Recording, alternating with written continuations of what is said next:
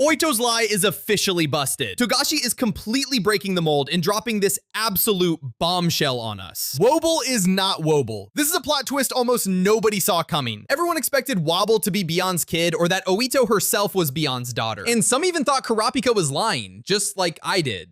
But Togashi clapped back and shut every single one of us up. And finally, we got to see Beyond for the first time since a lot. And pay close attention, because this isn't just a regular reaction. I've got a crazy theory about Cleopatra, but it makes sense as fuck. And the biggest question here is, was Oito's move actually justified? Or should she have clued Kurapika into her plan at some point instead of lying the whole time? We're gonna break all of this down, but before we dive in, don't forget to like and subscribe. Without further ado, let's get right into it.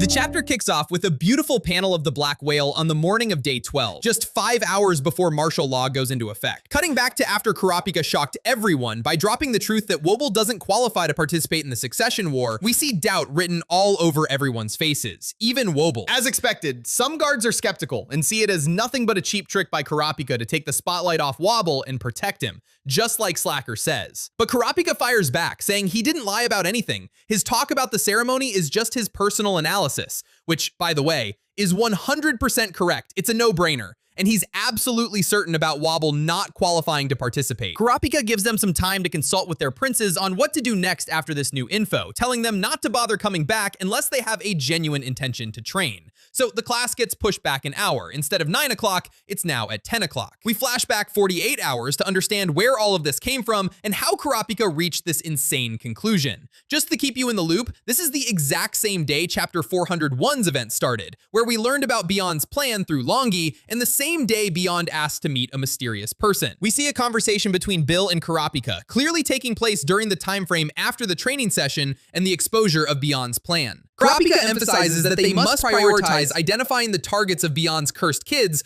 rather than uncovering the identity of Beyond's child, all to protect Prince Wobble. Feeling the tension in the room, the Queen swears she has absolutely no ties to Beyond.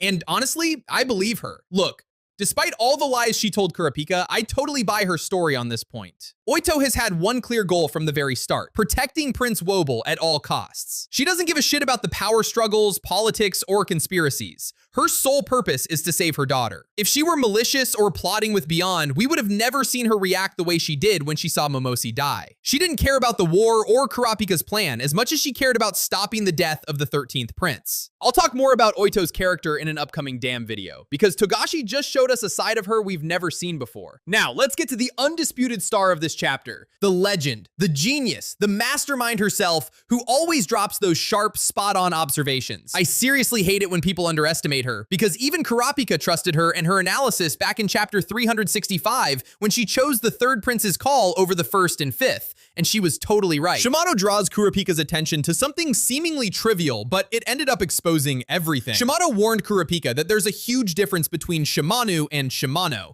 as it's a language that subtly distinguishes between genders. Pronouncing the name with an O gives it a masculine sound, while the actual name is Shimanu with a U, which is feminine. Since Kurapika can't pick up on these subtle linguistic nuances because he doesn't fully grasp the minor differences in Kakanese, Bill was the only one who noticed a contradiction in how Queen Oito pronounced her baby's name, and he gave Kurapika the heads up. This forced Kurapika to use his chain on the queen to clear any doubt and find out the absolute truth. Here, Togashi, for the millionth time, shows us how massive Bill and Shimano's roles are in helping Kurapika, even though nobody gives them enough credit. At first, Kurapika commands the queen to answer only with yes or no. He starts with simple, obvious questions like her age or whether she's a man or a woman, until he asks her to answer yes to every question. If she says yes to a question where it's not the correct answer, Kurapika's chain will swing. He asks if she's flying in the sky right now. She says yes, and the chain swings. Are you riding a ship? When she says yes, the chain doesn't swing because it's a correct answer, until he asks her, do you have any children other than the 14th prince? She answers yes, and the chain doesn't swing. She's telling the truth. She only has Wobble. Is the baby sleeping in front of you right now the exact same infant you held in your arms at the hotel 2 months ago? At this point, Oito freezes up. She's completely exposed. She says she is Wobble's mother, and the chain doesn't swing because she is Wobble's mother, but she's not the mother of the baby sitting right in front of them right now. She asks him how he figured it out, and he tells her it was Bill. In Japanese, both versions are called Wobble, with no noticeable difference to the reader. But in the Hunter world, Bill caught Oito's slip of the tongue when she referred to the baby using the masculine form of Wobble instead of the feminine form. Plus, if we go back to chapter 349, when we first met Prince Wobble, we'll find that the baby had dark hair. But as soon as Kurapika was hired as a bodyguard, the baby appeared in every subsequent shot with light-colored, completely different textured hair. Nobody really focused on this tiny difference, because we thought it might just be normal and wasn't proof of anything. But clearly, Togashi played us all. So what the hell is the situation now? The baby currently in room 1014 is actually Queen Oito's nephew. She swapped the babies after the real Prince Wobble's blood was dripped into the seed urn and her participation in the war was confirmed. Oito's plan, since she doesn't understand Nen restrictions and conditions,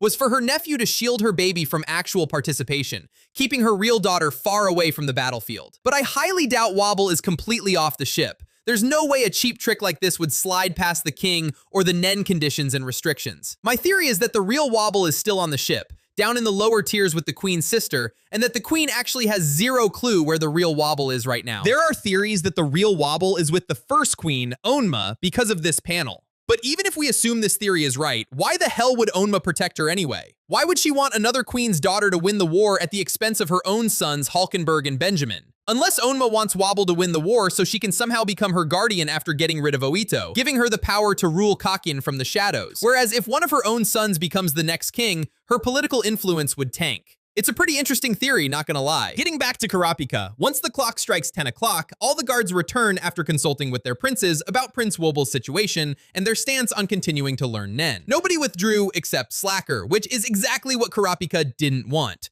Kurapika wanted the soldiers of the first and third princes to pull out because that would have given his words way more credibility and taken some of the target off Prince Wobble's back. But clearly, his plan failed this time around. Kurapika says in his mind he has to keep going with the Nen classes and prove their importance, dropping even more crucial info to lower the heat on Prince Wobble. At the same time, he needs to identify the targets of Bion's kids' curses, because even if Wobble is completely hidden away, Kurapika still needs to find Bion's kid who's targeting Wobble and deal with them, which is no walk in the park. You can't just kill them, because that might trigger the curse automatically. And according to Longi, these curses are so damn powerful that even world-renowned Nen exorcists couldn't lift them. Now, let's move on to Beyond himself. But before we do, I just gotta express my gratitude to Togashi for drawing these masterpieces. Nobody understands how much I adore these visuals. Anyway, Cleopatra requests a private chat with Beyond, but his request gets shut down. Long story short, the summary of their long-ass dialogue is that Beyond doesn't view Kakin as just a country that needs a new king.